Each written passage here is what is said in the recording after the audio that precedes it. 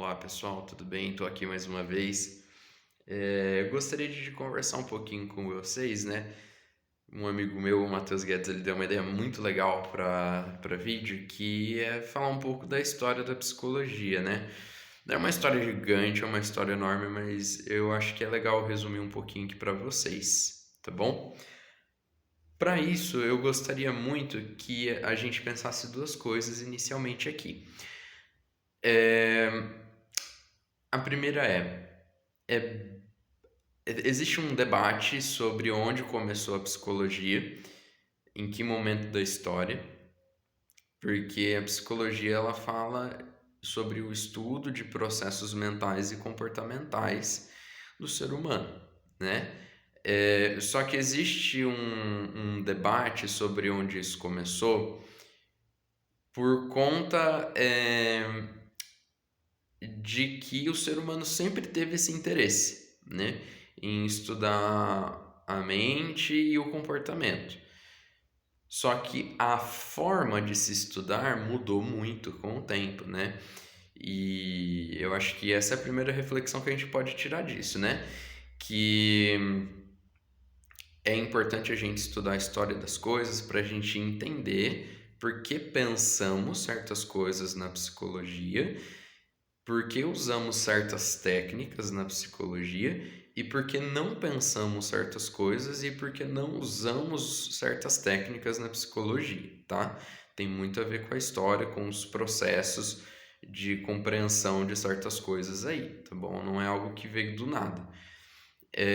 Então existe esse debate por conta disso, tá? Sempre houve o interesse de estudar a mente humana, sempre houve o interesse de estudar comportamento humano, só que o método foi acompanhando a evolução, né? Ou o desenvolvimento da história, tá bom? Eu acho que esse é o primeiro ponto, né? A gente ter essa consideração. E só para fechar o primeiro ponto, sabendo disso, a gente vai seguir uma visão mais tradicional da coisa, de que surgiu lá na Grécia Antiga, tá bom? Um segundo ponto que eu acho importante a gente pensar é sobre, já linkando com o final desse primeiro ponto, né? A imagem aqui desse vídeo, né? A imagem de capa, né? A thumbnail.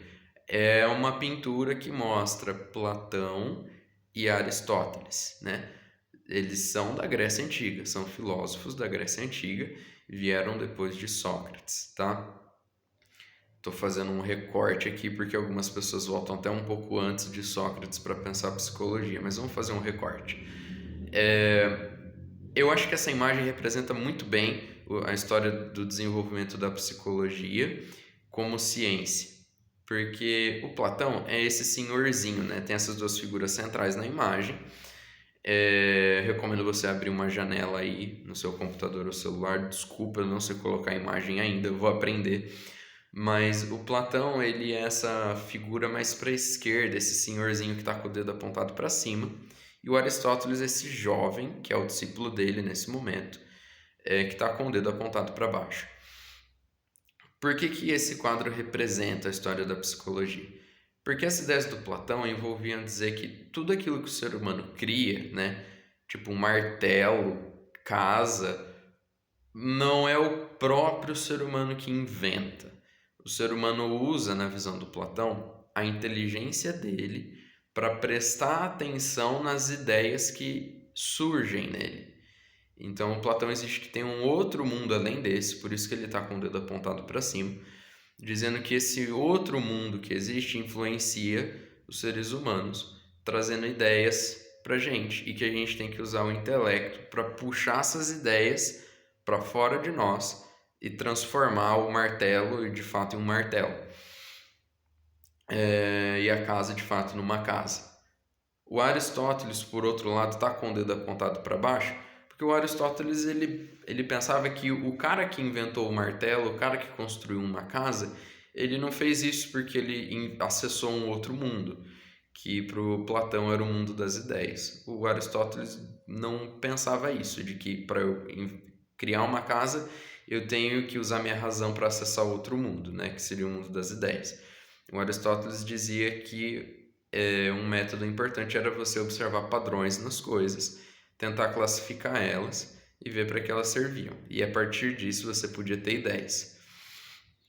Então, enquanto Platão pensava que existia um outro mundo que influenciava aqui, o Aristóteles já pensava que o que influencia o mundo material é o próprio mundo material.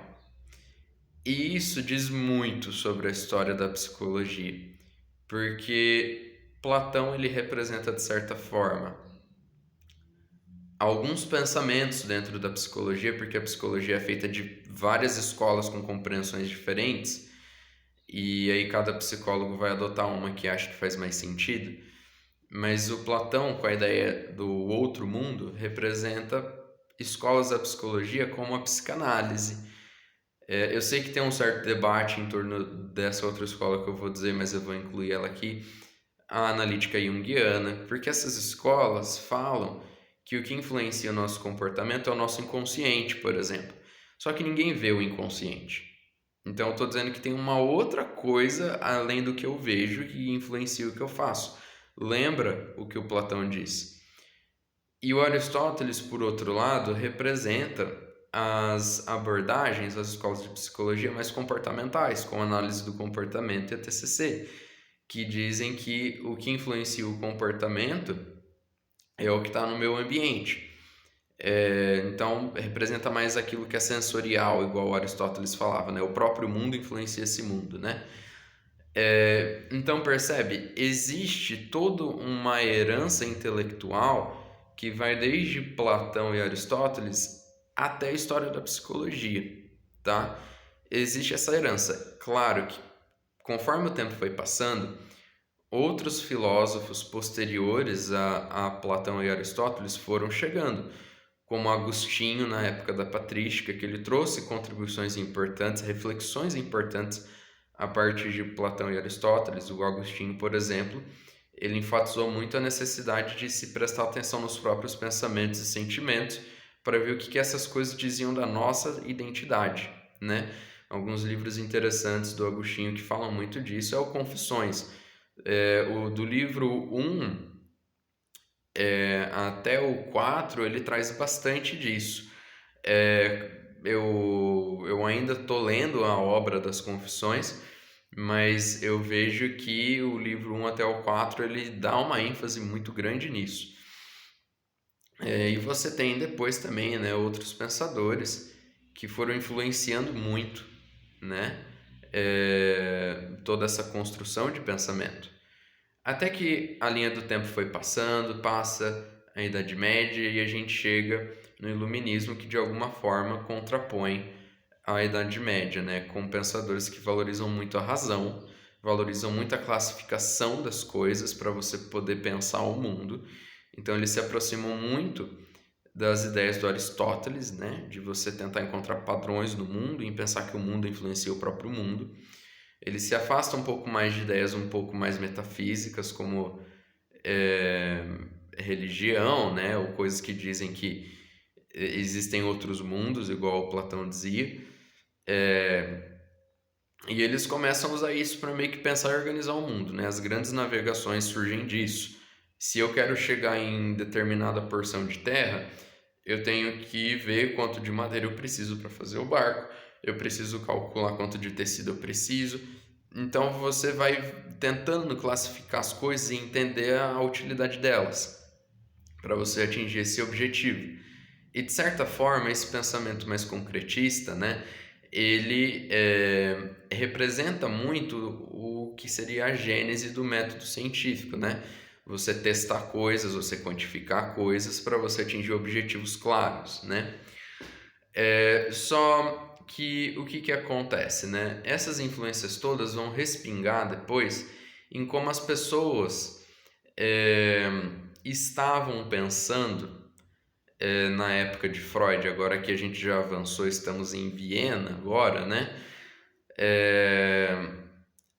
Um pouco antes das guerras mundiais, isso influencia como as pessoas estavam vendo a psicologia. Já se falava de psicologia na época do Freud, mas existia todo um debate, né? Porque como que você quantifica sentimento? Eu estou sentindo 10 de raiva, eu estou sentindo 100 de alegria. É uma coisa que não faz sentido, você não consegue quantificar. E como que eu quantifico memória? Então foi surgindo todas essas dificuldades. E o Freud, né, com o método dele, né, que teve muita influência do Charcot, ele trouxe pra gente, até por conta dos casos de histeria que ele cuidou, que muitas vezes não se faz necessário você quantificar tudo, não se faz necessário você medir tudo, porque ele oferecendo um espaço de escuta para aquelas mulheres, né, que não podiam falar o que pensavam, tinham que guardar o que sentiam, né, de modo até violento muitas vezes, essas mulheres, ao se sentirem humanizadas, a terem um espaço para serem ouvidas, que o Freud oferecia, elas melhoravam, elas voltavam a enxergar, elas voltavam a andar, porque naquela época a repreensão era tão grande, né, que elas perdiam a visão muitas vezes, existia muita pressão no nervo do olho delas e elas paravam de enxergar. Então, quando elas conversavam com Freud, a pressão corporal mudava, a pressão do nervo saía, elas voltavam a enxergar. Só que você não consegue medir, você não consegue quantificar o quanto de empatia, precisa de 10 de empatia, né? Tipo um RPG, para fazer essas pessoas melhorarem. Então, meio que voltou um pouco à tona a herança intelectual do Platão também.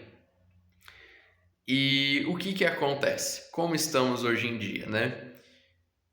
Hoje em dia, respeita-se ambas as escolas de pensamento, porque a gente consegue quantificar pelos frutos, digamos assim, das abordagens, a melhora dos pacientes. Algumas abordagens, como a TCC e a comportamental, têm um período de melhora, de remissão de sintomas dos pacientes bem mais rápido do que a psicanálise e a analítica junguiana.